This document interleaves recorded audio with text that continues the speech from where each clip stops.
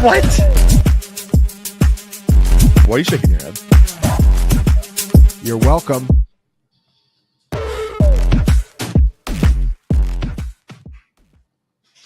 Yo, guys, what is going on? It's the Thanksgiving edition of Cashing Points. I'm here with Scott Barrett and Johnny Proctor. We'll be talking up the 3-game slate. Always a really fun day of football. Hopefully everyone has the day off and gets to spend some time with family. Before we get into the games, I wanted to spend a couple minutes just sort of talking about the differences with this 3-game slate. And, this is not a classic slate. So we're obviously playing this a little bit differently, just given the lack of games. I think there are a couple levers we can pull just off the top of my head. You can leave a little bit of salary off the table. I think that, especially on this particular Thanksgiving slate, is a pretty viable path to go down. Pricing is not particularly tight. And you can also very aggressively game stack. I mean, we've seen this in spring football slates as well. You can get really aggressive quarterback +3, quarterback +4, especially with a team like Detroit. Late swap is also going to be a huge edge. I mean, I know personally I'm generally asleep by 5 p.m. on Thanksgiving. So, most of our opponents will not be late swapping. So that's another thing we can take advantage of. Proctor, I'll throw it over to you. What are your thoughts on how we play this 3-game slate, how it's different than a regular classic slate? Yeah, and I think biggest thing is that, like you mentioned, DraftKings, FanDuel both generally just sort of price all the players down to appeal to more casual players. We also see like if you have a DraftKings app and you haven't played like all season, you're going to have a ticket for this slate like show up in your account. It's just like a lock. They push these things out. They also mix up their contests that they offer. So you should be really cognizant of the contests you are entering. I know someone had mentioned sort of how much of a crapshoot this is. And I would agree if you're playing like the Millionaire Maker on a 3-game slate. But there's a lot of really nice 2,500 person contests, 7,500 man contests. So you should be looking at those where you're, if you want to do some hand-built teams and try not to just go after that $1 million contest. But I think the biggest thing is sort of loosening up your rules, as you mentioned, full game stacks where you can have 4 or 5 players from one team, or playing 2 running backs from the same team, especially when you have, Detroit on this slate to have Gibbs and Montgomery, especially when, Detroit D, projects really, really well. So I think you just need to not be as strict with what you're doing in a normal slate. And you should also just kind of realize that this is a little bit more for fun. You're definitely losing EV playing a 3-game slate, but we all just jam them in every Thursday for Thanksgiving anyway, right? Yeah, this is always a great slate. I mean, I love playing this slate, regardless of how it goes. Scott, anything to add on the dynamics of a 3-game slate? No, I just agree with what Johnny said. It feels like, I don't know, 5 of the last 6 years, like one of the objectively worst plays of the slate breaks it. It was starting with Robbie Anderson like 8 years ago, up against like one of the best cornerbacks in football, goes nuclear. The tight end who's averaging like 3 XFP per game goes crazy, or a team's RB2 gets 2 touchdowns. Wasn't there an Adrian Peterson slate a few years back? Sounds right. Yeah. Sounds right.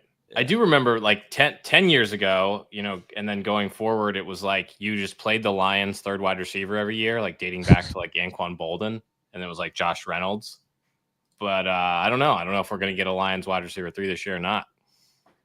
Yeah, we will. This is a Johnny stream, by the way. This is the first Johnny stream of the season. Hell yeah. This is exciting. Glad to have you, Proctor. Yeah, glad to be on. I miss doing these. I'm like never prepared for a slate by like Friday afternoon these days. But this one I'm ready for. It's easy to prep for 3 games, right? Yeah, exactly. And I mean, you still get your licks in Sunday morning making fun of Scott for blowing his nose live on stream 4, 5, 6 times. Yeah. I'm allergic to mornings. And blowing his vape smoke 100%. Everywhere. God, this guy. Yeah. Yeah. You never know he was married if he didn't tell you. I mean, Jesus. Alrighty. Well, starting things off here, first game of the day is going to be Detroit and Chicago. This game is, we sort of have 2 higher total games on this slate. This game and the Miami Green Bay game. Obviously, Giants Cowboys is looking pretty rough from a total perspective, the most interesting dynamic overall with this game is the massive spread. Detroit's favored by 10.5. Depending on where you look, we've seen the Lions really pour it on at times. I mean, that Week 11 game, they just did not take their foot off the gas at all, and we saw Goff, Amon-Ra post absolutely massive scores here. Proctor, I'm really curious how you're viewing the Lions on the slate. I mean, to me, they by far the easiest team to just go way overboard on, play 4, 5, 6 Lions even in a single lineup if you think they just absolutely roll and, drop another 50 bombs. So yeah, what are your thoughts on Detroit? Yeah, I think Detroit is interesting because we have also heard Campbell sort of mention how like they keep getting injured every week. Has been a topic of discussion for him recently. So it's like we have Amon-Ra banged up, we have Montgomery banged up. We also have a 29-point team total. So it's like the Vegas lines would indicate that they're not going to let up at all. But you do have to worry a little bit about these guys being a little dinged. And it's like, could this be the first game of the season we see like a fourth quarter from a scrub running back in Detroit? I don't know. But I wouldn't play it that way, but I wouldn't be shocked if we see Detroit be a little easier on their guys on a short week with everyone, with actual studs hurt this week. But I think you are going to see huge ownership on the Lions defense. I think you're going to see huge ownership on Jahmyr Gibbs, because I think people are just going into this week expecting Montgomery to be sort of limited. But I don't know if that's actually going to be the case or not. It didn't seem like the Montgomery injury was all that serious. I don't know if you guys have a lean either way on that. Yeah. So I'll go first, Scott, but I think I have a loose idea of what Scott's going to say. The Montgomery wanted to come back in the game last week and Campbell held him out.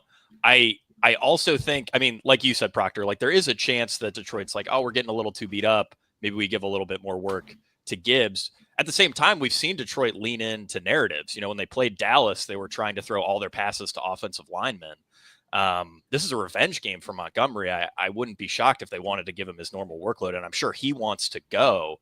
It's a bit of a tricky spot to assess. Scott, what are you thinking here? Yeah, the revenge game point is interesting.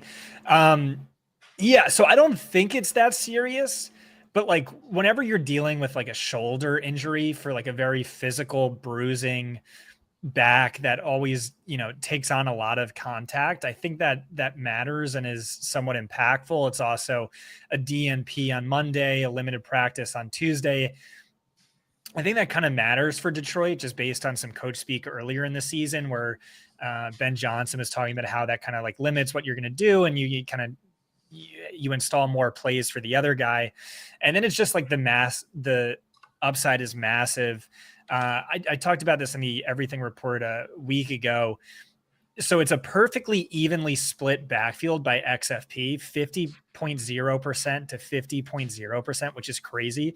And so Gibbs is RB6, Monty's RB11 on the same volume. But if it was a 60-40 split, Gibbs would be leading the league in fantasy points per game. If it was a 70-30 split, Gibbs would be LaDainian Tomlinson. And so like, even if this is a relatively minor injury, it's kind of easy to, bake in just 60-40 instead of 50-50, right? And then the upside for that is tremendous. And so I think that's what it comes down to. It sounds like you're saying he's going to be super chalky, Johnny. I think Gibbs will be super chalky. I also just think people prefer to play Gibbs, except for that 1 week where, 2 weeks ago when Montgomery was more owned because they were 15-point favorites or whatever.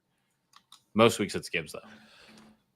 Yeah, I'm right there with you. I think Gibbs will draw a ton of ownership. I mean, he's just the more exciting player. So I think that's the guy people generally lean to, especially on a slate that should draw in a few more casuals.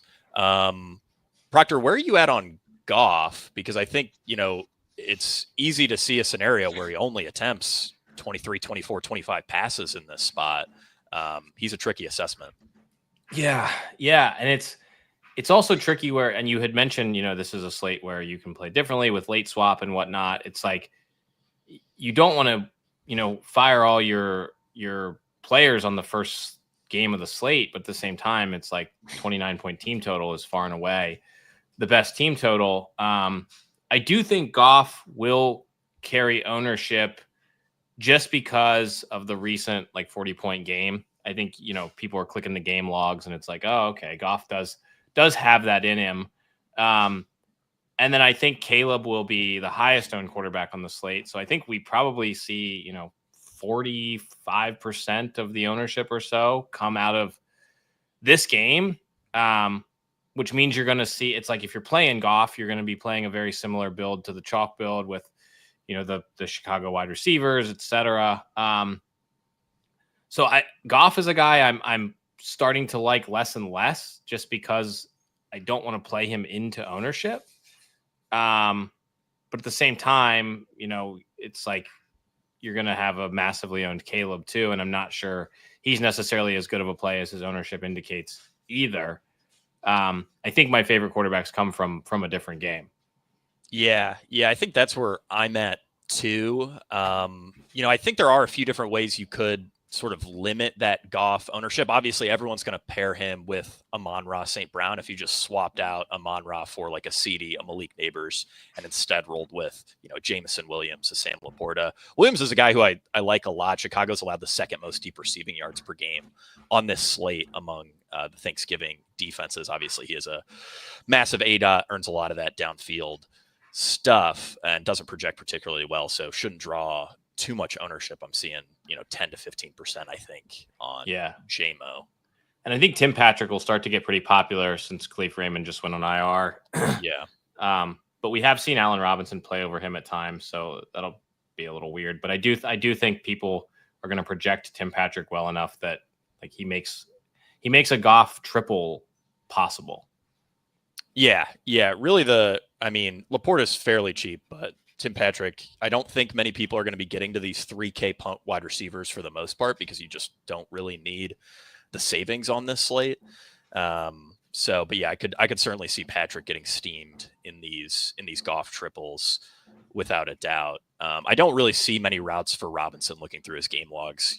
5, 6, 7 routes is probably the most. So he's not a guy who I would ever consider outside of, if I was making 150 teams for the Millionaire Maker and, rolling out a ton of Goff. Scott, anything to add on these Lions wide receivers before we talk Laporta and the Bears? Not really. I don't think so. Okay. My only other note for these Lions pass catchers was that, one, Sam Laporta's usage has improved in recent weeks, at least exactly 6 targets in 3 of his last 4 games after failing to hit that mark in his first 5 contests. The key with Laporta, I think, is that the Bears run the 4th most single high in the NFL. Laporta has seen his yards per route run jump 125%, his fantasy points per route run jump 132% against single high since last season. I still like Johnny Smith more. Johnny Smith projects notably better for us, but I do think Laporta has some juice in this matchup. Proctor, anything to add on that? Yeah, I think you're going to get just a massive ownership swing. I mean, most ownership projections around the industry right now are a little conservative. You see, Jonnu coming in around, 25, 30, but my guess is he'll probably be in the 40s and Laporta probably like 12 to 15 or so. And I think that's such a huge gap on ownership, especially when tight ends are so touchdown sensitive. With just, if the Lions score 40, good chance that Laporta got one. Yeah, exactly. So definitely like that lean. I could absolutely see Jonnu getting steamed here because he is just a really, really strong play. On the other side of this game, Caleb Williams is going to be, I think, very clearly the highest owned quarterback on the slate. And that does scare me a bit. By accuracy and sack avoidance metrics, he's one of the worst quarterbacks of the last half decade. Chicago has the 2nd lowest implied point total on the slate.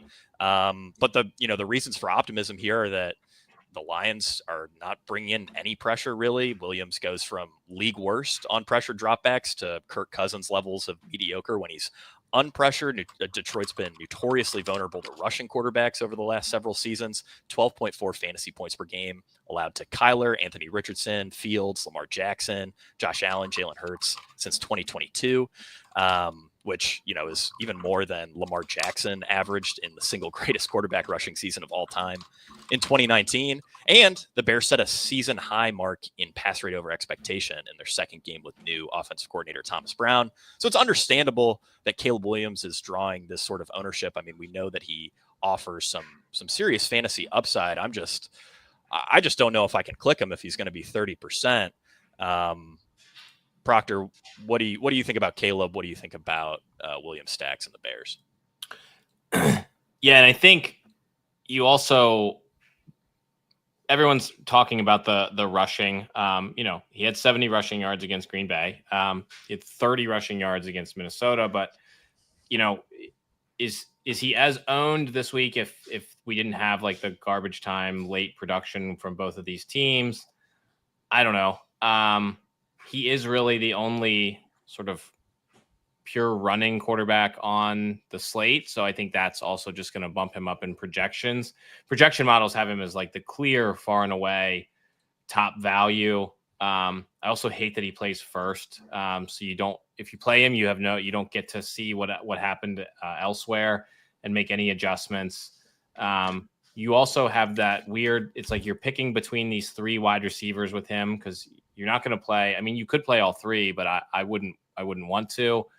And so you also know that's exactly where everyone's going to go. So it's like these Caleb teams are just going to be so massively owned. It'll be like, and I think the most popular is going to be Caleb, Keenan, DJ Moore, which is how it would project the best. Keenan, we've seen sort of be more of the first read guy since they have changed the offense a little bit. DJ Moore, obviously your most upside, in Rome just sort of, hasn't been as involved, but I think if you're playing the Millie Maker, I think Caleb's probably a pretty horrible play. If you're playing like cash games or pretty small field tournaments, he does project the best. So I think he's probably fine there. He would definitely be the cash game quarterback if you are crazy enough to play cash games on a 3-game slate. Yeah, I'm right there with you. I think that is the toughest part with Caleb is, this offense is so condensed. We know exactly who is going to be catching passes here. It's just really hard to build a Caleb double that's different than anyone else's. Keenan Allen pulling by far the most ownership. He has a really strong on paper matchup here against Detroit. They've been giving up a ton to slot wide receivers.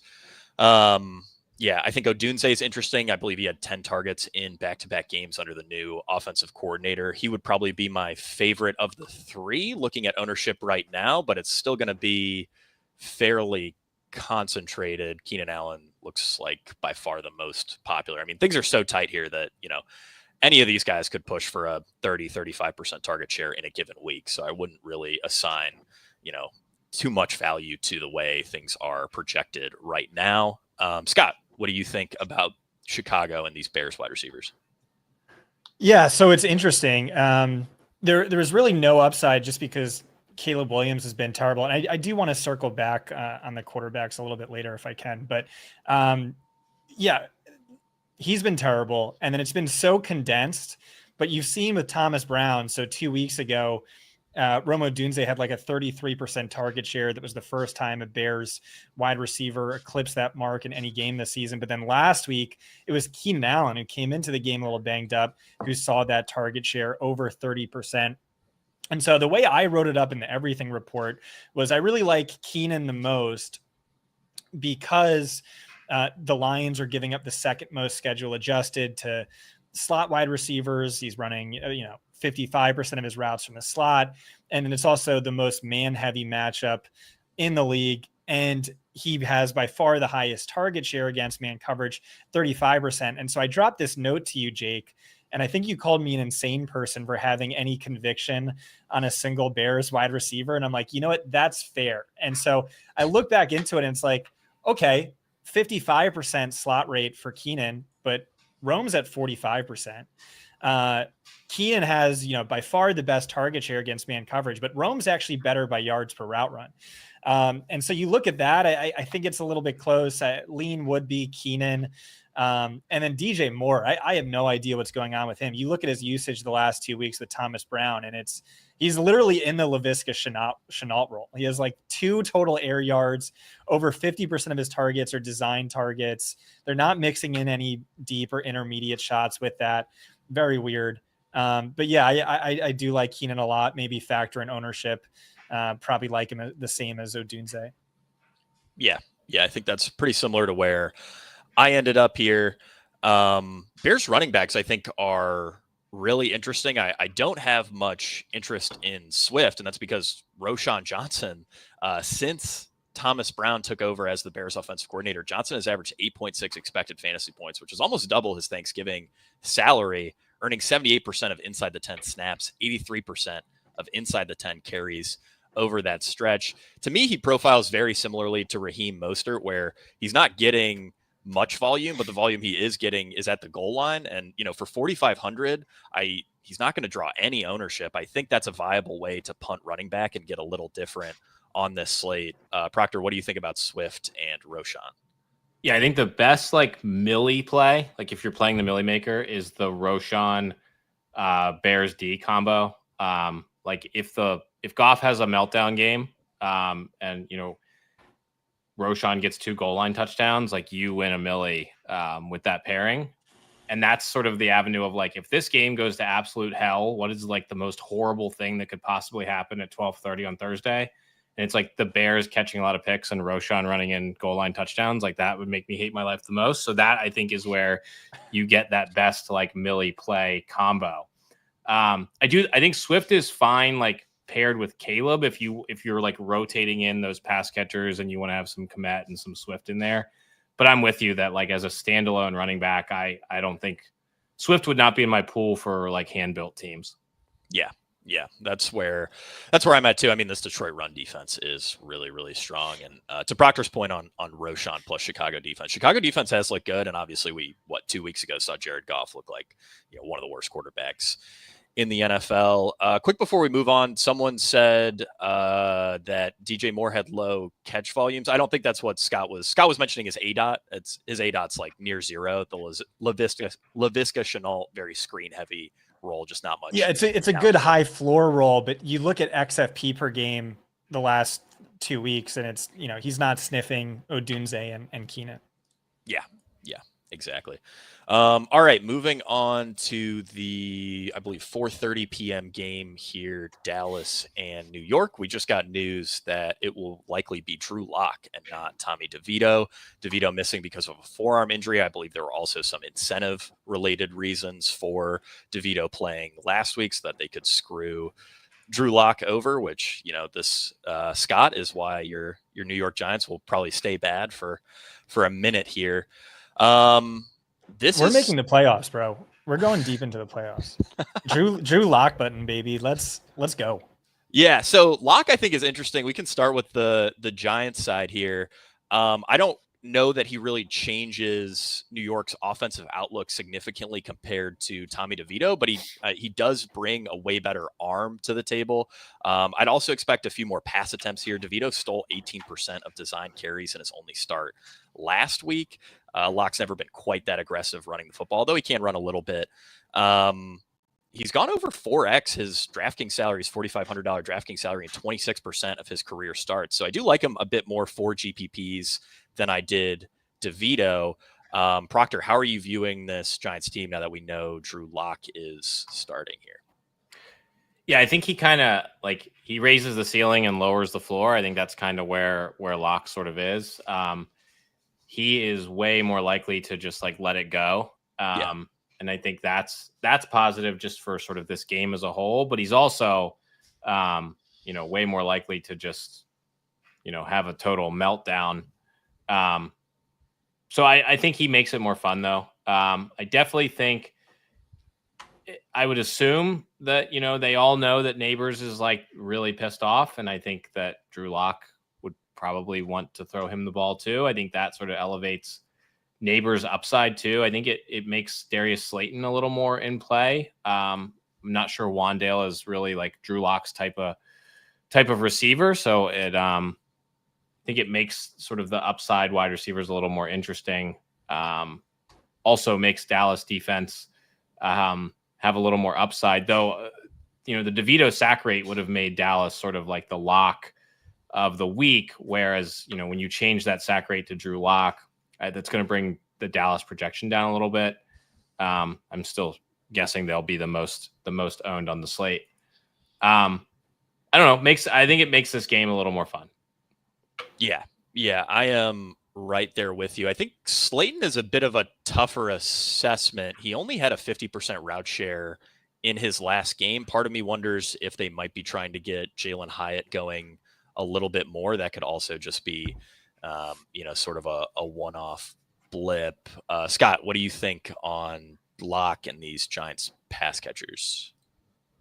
Yeah, I really think like if Malik Neighbors doesn't get at least 15 targets, Brian Daboll's going to get fired. And like those comments after the game were crazy, and like Daboll like immediately was just like, no, we're gonna get him the ball this week. Don't worry, please don't fire me. Again, I'm not terribly optimistic on Drew Lock. Like I think that barely made a dent in our projections. Like Andrew Thomas coming back would have made a much bigger impact. But I mean, this is really good volume. It's Dallas's pass defense has really struggled in recent weeks. And so just on pure target volume, also like DeVito was less than 100%. Like Drew Lock at least is going to be fresh. And so, yeah, just on pure volume alone, I think he's good. I don't know that he's great relative to like a Lamb or Amon-Ra St. Brown. And then Slayton is interesting because you brought this up in your piece, Jake, where it's like his route share dropped to 50% in his first game back. Was he banged up, or did he want to get a longer look at the rookies? And so I kind of it was a concussion, so I kind of figured it was mispractice time related, if anything. But yeah, I mean, maybe they cut Daniel Jones. Maybe they want to see a little bit more of Jalen Hyatt to think. I mean, that's what made sense to me. Definitely could be the concussion thing as well. But I mean, Hyatt's only 3,200. He's of that archetype that works well with Drew Lock, who throws some YOLO balls. He's a fine punt. Yeah, and Wandale, I hate Wandale.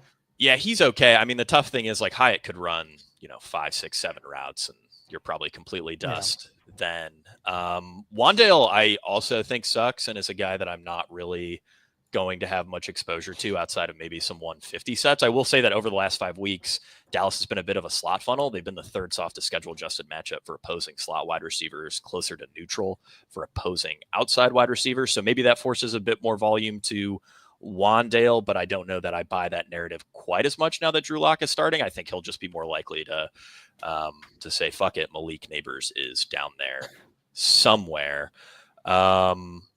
Proctor, do you have anything to add on these Giants pass catchers? I think Theo Johnson is a pretty interesting punt at the tight end position. We're going to see ownership at tight end really concentrated at the high end between Laporta, Jonnu. So, yeah, I think Theo Johnson is pretty interesting. His target volume has been decent by XFP over the last 4 or 5 weeks. He's been a lot better than Tucker Kraft, who we will talk about a little bit later. But yeah, Proctor, what are your thoughts on this pass game? Yeah, I think Theo is fine. Schoonmaker's fine. I do think getting a little different at tight end is probably good on this slate. So, playing a guy like Theo gets you away from ownership. It's always tough to play tight ends into heavy ownership. He's definitely going to be I'd say he'll probably be 5, 6, 7%. So that is nice by itself, whether or not he's actually a good player, not almost irrelevant on a 3-game slate. But I mean, I think Locke is like in play, but I'm not sure I really end up getting there. Yeah, I think I like him a bit more than Cooper Rush, but it is pretty close. And I mean, this game could just play so gross. We could pretty easily see a 17-14. Most of the fantasy points hovering around the rushing games here. And on the Giants side, I mean, Tyrone Tracy, this whole backfield is a really tough assessment. He had an absolutely brutal goal line fumble last week. He did come into the game again after that fumble, but I'm very concerned they're going to give goal line work to Devin Singletary, at least this week moving forward. It's a bit of a punishment for Tracy. Scott, what is your read on this Giants backfield now that Tracy might be in the doghouse? Yeah, I kind of think they're just going to go back to Tyrone Tracy. I don't think Dable has the luxury of getting too cute with it. And, every time they've talked about him, it's like, we still trust him. Yeah. He's a rookie, blah, blah, blah. Again, the dude was a wide receiver 2 years ago, which is crazy. But, when he gets the ball and he holds on to it, he's done really well, certainly head and shoulders above Singletary. Fortunately, he's super game script sensitive, which is weird for a guy who was a Power 5 wide receiver. And, better yards per route run than Sam Laporta, one other NFL wide receiver in one of those seasons. And so a lot comes down to this, what is it now? 3.5 point spread. Dallas, you look at like raw production over the full season, they've been getting hammered by running backs. You look at it by schedule adjusted, not so much. And I think a lot of that is game script as well. And this week, it's not in New York's favor. So, only making 3 lineups would definitely favor like a Rico Dowdle over a Tyrone Tracy. But again, the guy is good. He could get there, and, it's a close spread. Yeah. I mean, that's about where I'm at too. It's really tough to play a guy who's just not catching passes in what is a projected negative script. Plus, there is some risk to his role given the fumble last week. Proctor, do you have anything to add on Tracy before we talk Cowboys? Yeah, I think it's nice that we're getting, like, if Tracy hadn't fumbled and gotten benched, he'd probably be 30%. I mean, he'd be like massively popular. But I think that scenario is what gets you this huge ownership discount, like the uncertainty there. So I think just sort of betting on talent and playing a little bit more than the field on a guy like him is a good thing. I also think the schedule adjusted fantasy stuff is a little weird for Dallas. Like, they got crushed by Mixon. Barkley didn't do anything in that really, really weird like Dallas Eagles game. And then Brian Robinson was like playing hurt last week. Eckler got knocked out. So that was a weird game too. But they haven't been like a good run defense by any means. So I wouldn't really have any fear of it. I do. Giants are going to be without both starting tackles this week. So I do think there's some concern about being able to run the ball, and Dallas defense is getting a little healthier. But I think just getting this like ownership discount on a guy who would have been like the second highest owned running back without that fumble is really, really nice in tournaments. Yeah, I just want to say Hurts had 2 goal line touchdowns in that game, and I think Barkley got pulled like early in the third quarter. Yes. Yeah. I think maybe, Proctor, tell me what you think about this. In the Millie, you might be able to take that in the opposite direction and say Devin Singletary gets a way bigger workload than anyone really imagined because of, Tracy's recent goal line fumble. At the very least, he might be like a bit more of a premium Roshan Johnson. That's not something I'm particularly buying, but I think, in a contest with 200,000 entries on a 3-game slate, these are angles that we have to. These are players you have to look at for sure. Yeah. You could absolutely consider. Yeah. I mean, if like they come out and Devin Singletary like starts and like plays the whole game, like within, it's not a 0% chance of happening. And like, he'll probably be, 2% owned, 1% owned. Yeah.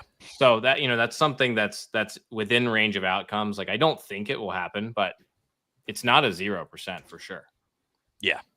I am right there with you. All right. Dallas side of this game, I think we have to start with Rico Dowdle, who is pretty clearly going to be the most popular running back play of the slate. He's at 5,500. Mike McCarthy, per the Coach Speak Index. Shout out Coach Speak Index.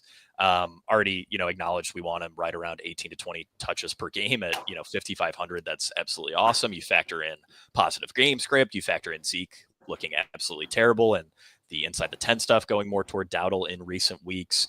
And he's shaping up as a really, really strong play. Proctor, what are your thoughts on Dowdle here? I think he's definitely going to be overowned. Okay. For like what he is. You're getting the workload for sure. I mean, he's had 10 to 12 carries the last however many weeks, and then you're getting 20, you got 20 carries last week. But at the same time, like, he's Rico Dowdle. Dallas stinks. So the fact that he's going to be like 40% owned is concerning. But if you're just like from a projection standpoint, he's clearly the best value. You're playing him in cash games, smaller fields. He's not somebody you should shy away from, but he's probably a pretty bad Millie play, I think, at his ownership. With, unless you're shifting other things around, you just have to be really cognizant of how owned he is going to be, and the fact that his floor is really, really low. Yeah, especially if New York started hot here, things could get pretty bad for Dowdle. This is a really strong matchup. New York has been the single softest schedule adjusted rushing matchup over the last 5 weeks. So, there could certainly be some juice there too. It's just tough when he's, looking at probably 55, 60% ownership in small field stuff, maybe 45% in the millie. That's a tough one. Scott, anything to add on Dowdle? No. Okay. But the way Thanksgiving slates have gone historically is like Zeke is going to be the grossest millie winner.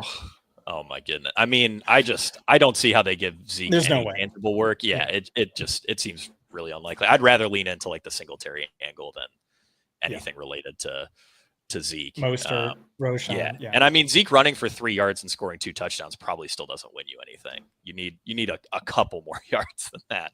I mean, he's just so bad.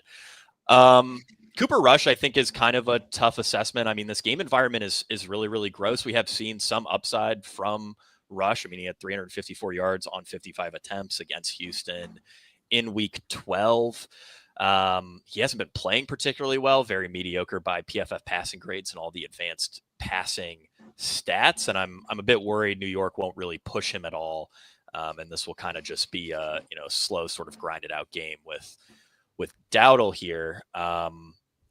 Proctor, how are you viewing Cooper Rush? And then we can talk about these Cowboys receivers and if Brandon Cooks plays or if he sits.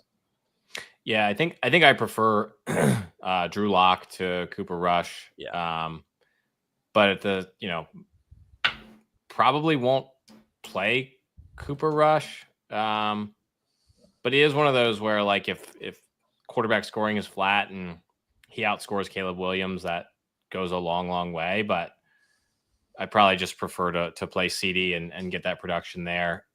And then, I think Cooper Rush probably won't make my pool. He's a guy you do have to consider, obviously, if you're doing 150 max, because he is really easy to stack. It's Lamb, it's Tolbert, it's Schoonmaker, maybe Kavontae Turpin, but I think he stacks better with Dallas defense.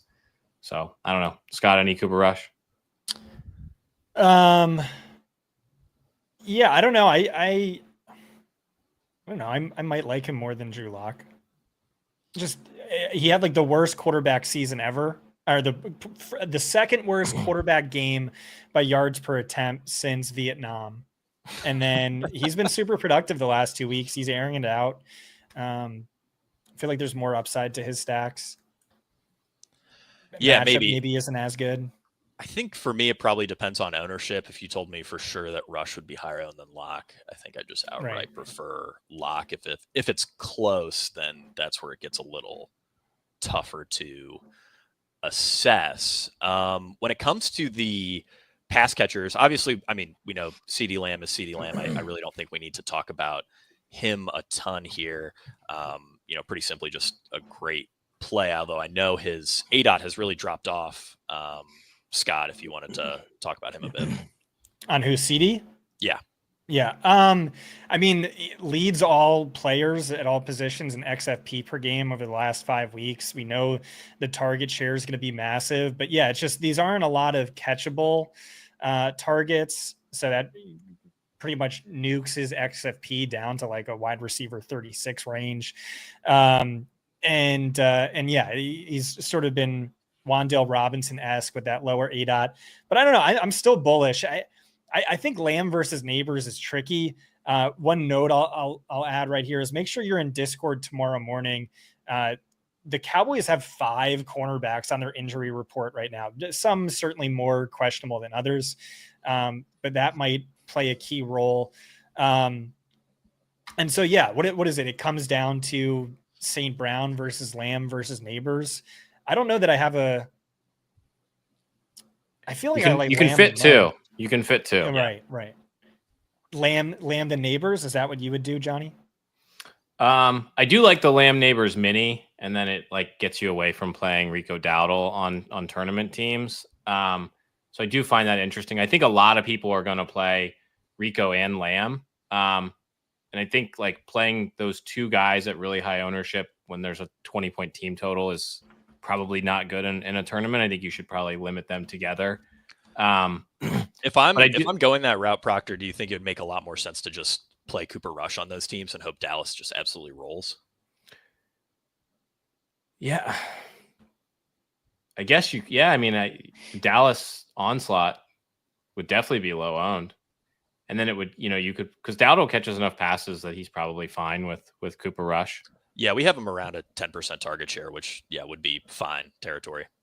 Yeah, definitely for this. And I will say Dowdle's even cheaper on FanDuel too. I mean, he's just going to be so massively owned that you just have to find other ways to get different. Yeah, certainly like that take. When it comes to these other Dallas pass catchers, a couple beats have hinted that Brandon Cooks could play. If he did, we'd sort of expect a close to full-time role. I think we had him projected right around a 70-75% route share. If he does go, Jalen Brooks is just totally off the board in terms of viable plays. I still think Tolbert would be a full-time player. They'd probably be rolling with Tolbert, CD, and Cooks in 11 personnel. And, Cooks would have some juice for tournaments. In his 3 fully healthy games, he led Dallas in deep targets per game. So, there is some upside there. If Cooks doesn't go, Jalen Brooks is a semi-viable punt. He has led Dallas in air yardage share since Cooper Rush became the starter. So he's live for a long touchdown. That's about it. Kevontae Turpin obviously is a guy that I want to talk about. 2022 USFL MVP. The problem with Turpin is, he's like the best kick returner in the league, and he'd probably be a pretty great full-time slot receiver, but I don't think they view him as anything more than a 20% route share gimmick player. To me, he's really only viable in showdown formats, and I actually really like him in showdown paired with the Dallas Cowboys defense because he offers so much juice as a returner. But for the 3-game slate, I'm just going to have a really hard time clicking his name when, he's probably only looking at 5, 6, 7 routes here. Proctor, anything to add on these ancillary Dallas guys? Do you have any thoughts on how things are impacted if Brandon Cooks returns? Just want to note too that the winning Millie last year on Thanksgiving was to play Dak and Cooks with no CD. So, could have it again. I think Turpin, like if you're 150 maxing, he's a guy you would want to like sort of boost with Dallas defense, and like maybe you get a team or two in there. He's definitely not a guy I would hand build. And I think he's a guy that you could like pivot onto and hope that, he gets that return touchdown if the first game goes completely south for your lineup, but definitely not a guy that I'm putting in like intentionally in a hand build, before lock. Otherwise, I think Cooks would be a guy who you would get really low ownership on because we're not going to know if he's going to play until an hour and a half before. And I don't know how many people are still building their teams at 11 o'clock. A lot of these teams are going to be set, tonight or tomorrow morning and not change. So you get that ownership discount on him for sure. Otherwise, I definitely not playing. I probably wouldn't play Jalen Brooks either way. We've seen like they rotated in Flourney the other week. Shout out to, the showdown god, Ryan Flourney. It just makes it tough. I would just defer to playing probably Schoonmaker before I played any of those guys. Yeah, I think another keynote on the Cooks news is that this is the second game of the day. So we could find out after lock if Cooks is good to go. And in that case, he'd probably be, 5% owned, 10% at most. Like you're just not going to get many late swaps at all on a Thanksgiving slate. So I certainly think that's interesting. If Cook sits, I would say there's maybe like a 1% probability that they actually try to get Turpin out there in a full-time role. He leads the team in yards per out run. He's been like by far their most explosive player. So I do think there's a very small chance they could try to get him out there for more routes, but that's not something I'd lean into at all if Brandon Cooks is playing. And even if Cooks sits, it feels really thin because, week after week, I've been waiting to see some sort of increase in Turpin's route share. And they have him penciled in as, basically Isaiah McKenzie for the Bills a few years back. So that's definitely tough. Tight ends here, Scott. I know that you're a Luke Schoonmaker guy. What are your thoughts on Schoonmaker this week? Yeah, I don't know that I'm a big Luke Schoonmaker guy. It's just it's like a really weird role without Jake Ferguson. Like he's a 45% route share guy, which we typically never play. But you look at per route efficiency on that, he's like a top 3 player in all of fantasy, and the production's been there. So I think there's better plays at the tight end position this week, but 3,400 is fine. Honestly, Theo's strong. Like Theo's strong as well. It's just we have more of the production from Luke Schoonmaker. Yeah. I like Schoonmaker as a play. He's not going to pull much ownership. It's the worst possible matchup, right? I mean, on paper. Yeah, it's not a great matchup. I believe it's been a lot better last 5 weeks than it has been full season. Full season they're the toughest. Which I don't know why that would be the case. Like there's nothing special about Giants safeties and linebackers to me. Yeah, I don't know that I'm putting a ton of stock into the schedule adjusted matchup. I think one of the easiest ways to save on ownership on this slate is to just play Schoonmaker or Theo Johnson and hope that they end up being the guy who catches multiple touchdowns here. Brevin Spanford would also be viable as a punt if you're playing the Millie. 8% target share and 31 route share in the last 2 weeks without Ferguson. That doesn't inspire much confidence, but it's at least a little encouraging that he has just one fewer first read target than Jalen Tolbert over that stretch. Again, really only a punt that I'm looking at if I'm MMEing the Millie. Beyond that, he's pretty thin, but he is catching some passes. He's only 2,700. No one's going to play him. All right, we can move on to one of the 2 good games of the slate. The last game of the slate, the game that most people will probably be sleeping through, Miami and Green Bay. This game will be in Green Bay. It'll be pretty cold. I don't really buy the Tua cold weather splits, but I know that's a narrative that's been going. Why don't around you buy it? Because I don't really see how 30-degree weather could have that tangible of an impact on a professional quarterback. Yeah, I think a lot of it too is just Miami coming down with these injuries in the second half of the season. And so I think that's impacting it as well. Yeah. I think that makes a lot of sense. At the quarterback position, I think, maybe not. I thought Tua was going to be a bit more popular earlier in the week. It doesn't really look like he's going to end up pulling that much ownership. The problem with Tua is that he's a little trickier to stack than he was previously. Before we were really only ever playing him with Tyreek and Waddle. Now we have to deal with Johnny Smith. We have to deal with Achane. Proctor, how are you viewing Tua this week? And who do we pair him with? I think he might be my favorite tournament play. And I think because all you hear about are the Tua weather splits. Like I've heard it like on watching just like shows on TV, some of these like preview shows. You will hear it on every podcast. Tua and McDaniel are aware of it. They have both talked about it. Tua said he's excited to like shed that narrative. Mike McDaniel said he just loves narratives. So I think there's a chance that we see them sort of lean into getting Tua going to sort of shake that idea too. It's like, it's not a narrative until the team's talking about it too. And so they are. And I agree with Scott that I think they've been in bad spots in a lot of these weather games that have sort of defense, which like owns Tyreek and. Yeah. And I think wasn't it like a crazy snow game. And Tua like wasn't even that bad, but the game was like completely crap. Yeah, so I think there's a lot to be said there, and if you want to go and look at all those games, fine. Otherwise, I'm not that concerned about it. And yeah, I think you mentioned it being hard to stack. I think the clear thing though is if you're rotating, like I'm not stacking like the Tua Tyreek Waddle is probably a no for me. I would play one of the two wide receivers and then either Jonnu or Achane. They have shifted their offensive identity in that they are sort of a quick hitting passing game now. They're not taking these deep shots like they were previously. And they're using, because they can't run the ball very well outside of when like Achane gets these big runs. So they're using Achane as like an extension of the passing game too. So, you load him up with Tua, he's going to catch a lot of balls, especially in the red zone. That's a huge note for me that I think people are sleeping on. Miami running backs had 6 rushing touchdowns this year to 5 receiving touchdowns.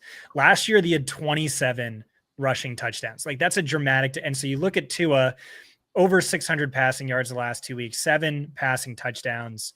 I think he's a great play. Yeah. I think this game has a ton of juice for tournaments, and it's not going to pull nearly as much ownership as the Detroit-Chicago game. So that certainly makes me like Tua a lot as well. Scott, we need to spend a little bit of time talking about Tyreek Hill. Obviously, the role is dramatically worse than what we have sort of grown used to with Hill. At the same time, I mean, I still have a lot of interest in tournaments because it's Tyreek Hill, and he's not going to be, massively popular on this slate, probably in that, mid-range, maybe 20 to 28% ownership range. Over 30 DraftKings points in 30% of his career games with Tua. He's responsible for 2 of the 11 best wide receiver outings of the last 3 seasons. Scott, I know you spent a lot of words in the Everything Report sort of hating on Tyreek in this new role. What are your thoughts here?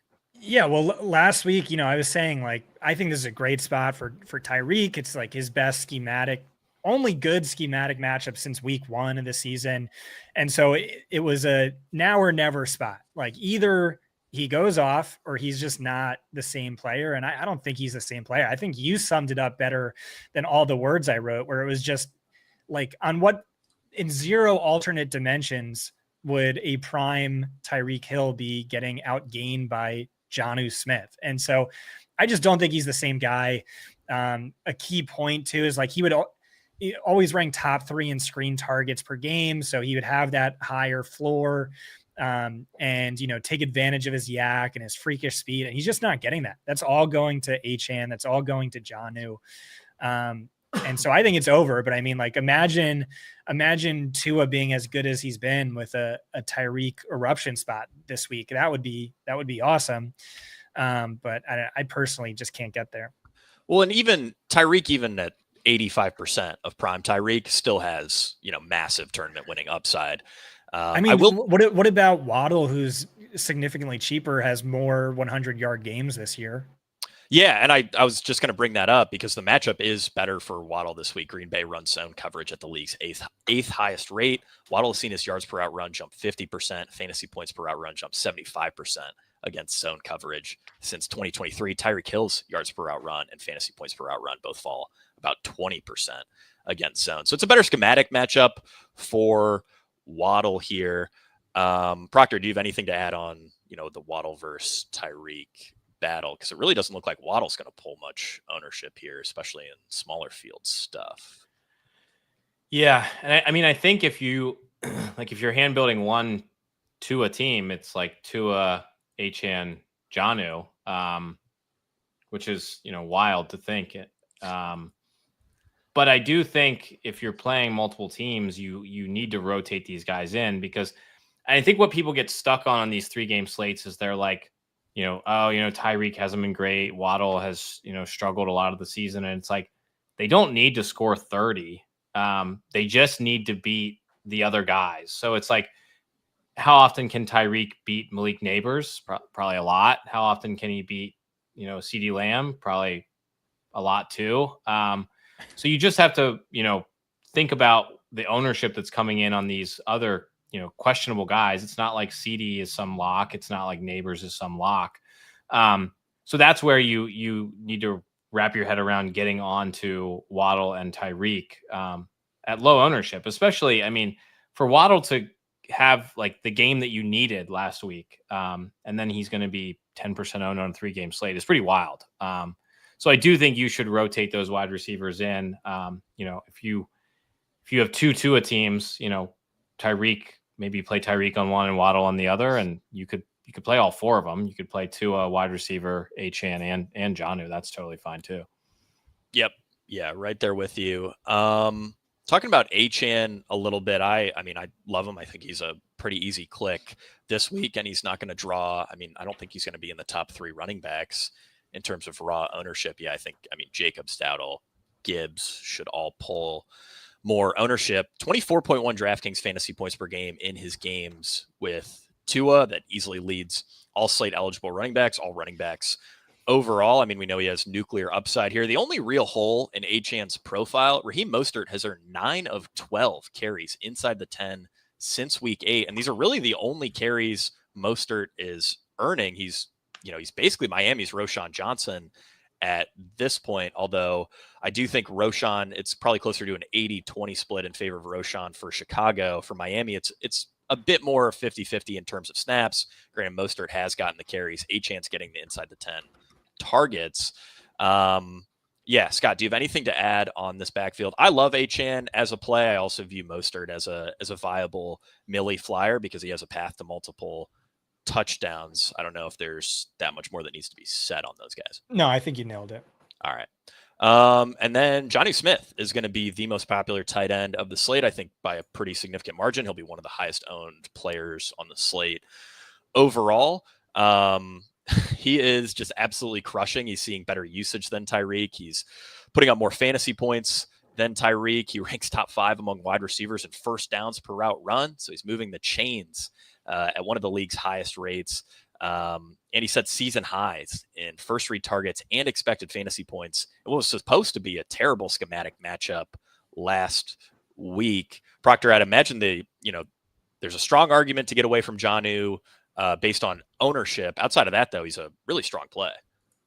Yeah, he's for sure the best projected tight end play. I mean, if you look around the industry, he's pretty much the only tight end who's projecting as like a positive value at all.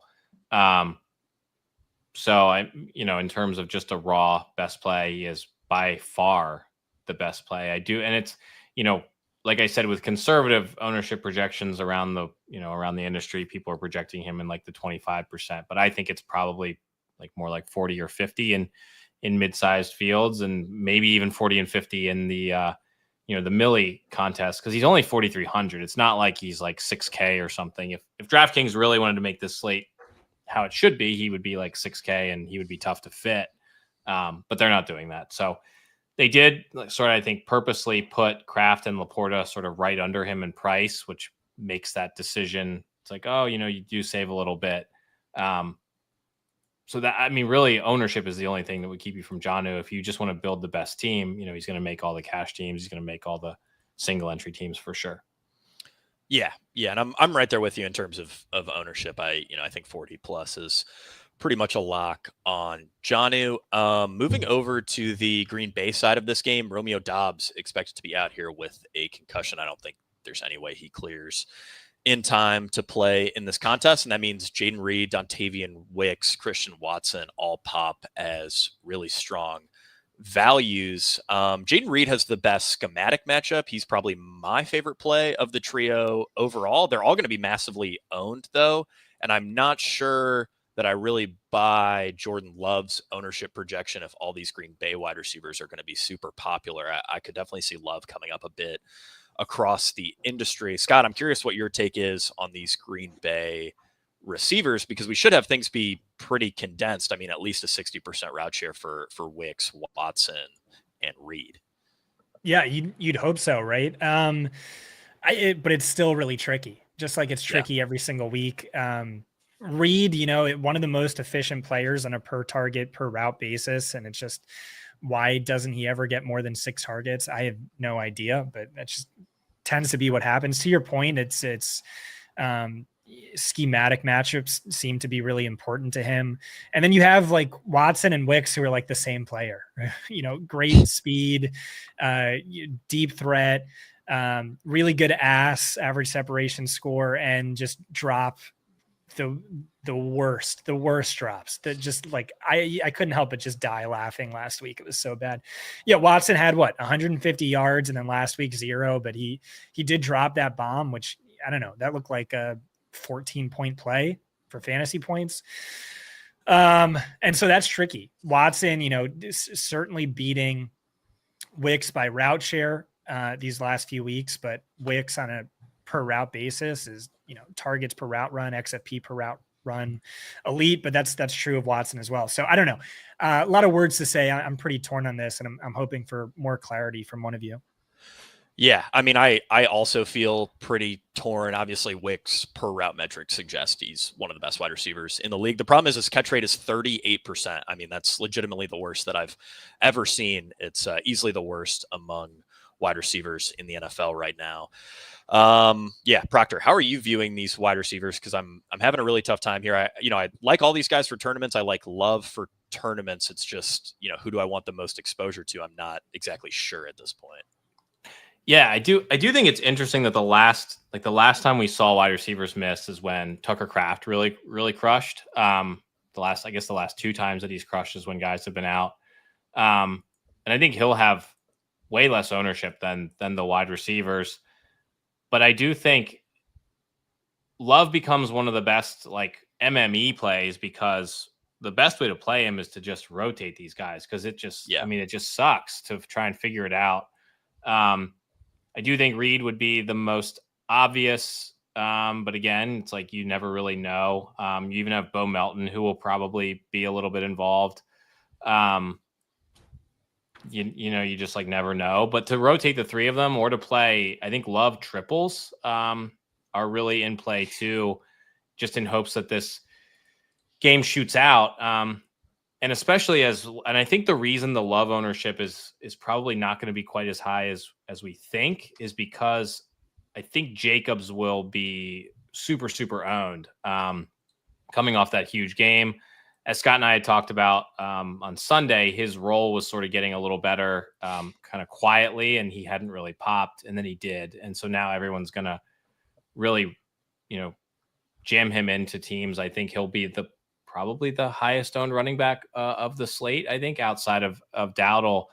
And so I do think getting on to Love instead of him is really good, especially because this game has a chance easily to be the best game on the slate. And it's not like Miami is some massively plus running back matchup, for Jacobs to be some kind of lock. I mean, they have not been a great run defense, but it could easily be Love instead. Yeah. Love and Jacobs have one of the most significant negative correlations on the slate, I believe negative 0.54. So I generally avoid playing those 2 in the same lineup. Obviously, you could argue for, Green Bay onslaught stacks. I would totally exclude that if I'm 150 maxing, but certainly worth considering for like single entry 3 max type stuff. I'd probably exclude it. Really? Just outright? Yeah, I think I would. Yeah. I guess I just wonder how many other people will be doing something similar. I can't imagine Jacobs will be a popular pairing with Love. I think people, at least like a lot of the pros, are not running those exclusion rules on these slates. They run a lot more of the onslaughts. I think I'd be way more likely to onslaught Goff with a running back than Love with Jacobs. Yeah, I think that's fair, and the correlations certainly bear that out. Just to kind of put a bow on Jacobs, over the last 5 weeks, 22.6 fantasy points per game, 17.9 expected fantasy points per game. Those numbers would rank 2nd and 6th best at the position. I think he's pretty clearly the top value among the expensive running backs, just a hair above Gibbs. And yeah, I'm with Proctor. He should, I think pretty clearly be the 2nd highest owned running backs. I think you'll see that sort of top tier, Dowdle, Jacobs, Gibbs in terms of ownership really dominate at running back. And then I did want to mention Tucker Kraft. I kind of think his usage and production is a bit fraudulent. He's, only exceeded 8.5 expected fantasy points once in one single game. and he's run really hot in the touchdown department. He averages 0.5 touchdowns per game, which would rank third best among tight ends, despite 0.21 expected touchdowns per game. That would rank 18th. Projections still list him as a decent play, but I do have a bit of fear in terms of his profile because he has just been massively exceeding expectations in terms of touchdown upside. Scott, I know you disagreed with me on Kraft a bit, and I certainly appreciate Proctor's note that Kraft has been better when one of these wide receivers has been out. Obviously, if you're running a lot of love, you still want to play Kraft, but across the industry, I'm still seeing decent projected ownership on Kraft. I believe we have him, 18 to 20% right now. And that's just tough when a guy like Theo Johnson has been earning better usage by XFP over the last 3-4 weeks. Yeah, it's kind of insane what he's doing. Like the XFP is horrible, but my note to you, Jake, was, XFP don't pay the bills, right? And so the fantasy production's there, 2 more double-digit fantasy point games than Sam Laporta, much higher ceiling, highs of 24.8, 18.3, 16.8. I think Laporta's high was like 16.5. And yeah, so I look at Sam Laporta. I think he's been hurt all year. He just kind of does nothing after the catch this year. And that was like, he's not getting those looks either. And that was such a staple of his game last year. He kind of looks like Zach Ertz based on the analytics and based on film. I think he's hurt. But what is Kraft doing? He has that yak where it's just like a simple 8-yard shot that he takes to the house. And he's done that more than a few times. So I like that big play upside for him at a cheaper price and lower ownership. But to your point, the XFP is horrible. Yeah. I do think I kind of just outright prefer Theo Johnson in a vacuum because you're just going to get such a massive ownership discount relative to Kraft. And I know XFP doesn't pay the bills, Scott, but XFP would have told you to back off Jaden Reed a bit earlier in the season. That's right. And that would have paid some bills. But what about Saquon? XFP it's been a weird year for XFP. Yeah, it has been. That's for sure. But I don't buy that Kraft is some, generational crusher of his expectation, right? Relative to these other tight ends here. I don't think we're dealing with Rob Gronkowski or Prime Kelsey. I think it's a LaFleur thing. It might be. I don't think Reed is that do you remember, good. Remember like Mercedes Lewis? He would just do you remember Robert Tunyon? Another. Tunyon was another one. Yeah. Mercedes Lewis is on the slate, Proctor. We can still play him. He's on the Bears. He's getting about 1 route a game. Yeah, dude, no one's gonna play him this He'll week. definitely score a touchdown, won't he? Oh yeah, he will. That'll be a great way to start off Thanksgiving. Thomas will be clipping this on 12:45 p.m. Yeah.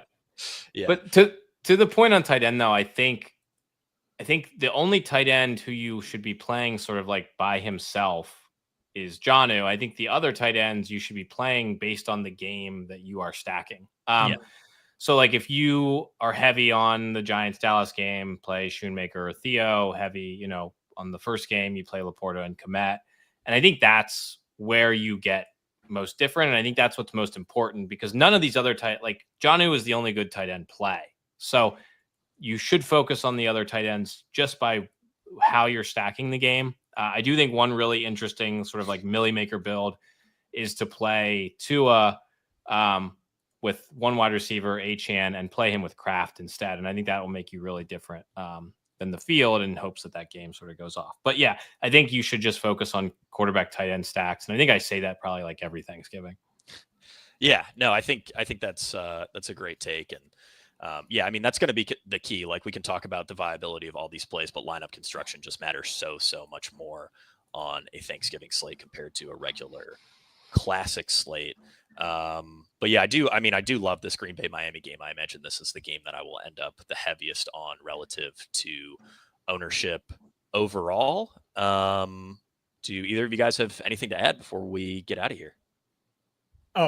We building a lineup or I don't know, ranking these players? No? Okay, never mind. Sorry. I have a TLDR in the article if you guys want player ranks. So that is up on FantasyPoints.com. It is paywalled, but Scott, we have a massive sale going on right now, don't we? That's right. Stupid cheap prices. Standard subscription $3, premium $10, all in $40. Fantasy Points data is free to try all week. And this is good through March 31st. So you can read the everything report every week until playoffs. And then in playoffs, we have a ton of content for fantasy playoff leagues, for postseason DFS, postseason bets. So great. Never been a better time to try out Fantasy Points, see what all the hype is about. Yeah, definitely go check that out. If you guys want more Thanksgiving discussion, I will be on Neil Orfield's YouTube channel here in about 15 minutes to talk through the Thanksgiving Day slate yet again with him. So definitely feel free to check that out. But otherwise, can head over to fantasypoints.com for all our great Thanksgiving content. Check out the Discord to get Proctor's last minute advice. Also, always super, super helpful in there. And yeah, we really appreciate everybody tuning in, and we will see you guys at the top of the leaderboards. What? Why are you shaking your head? You're welcome.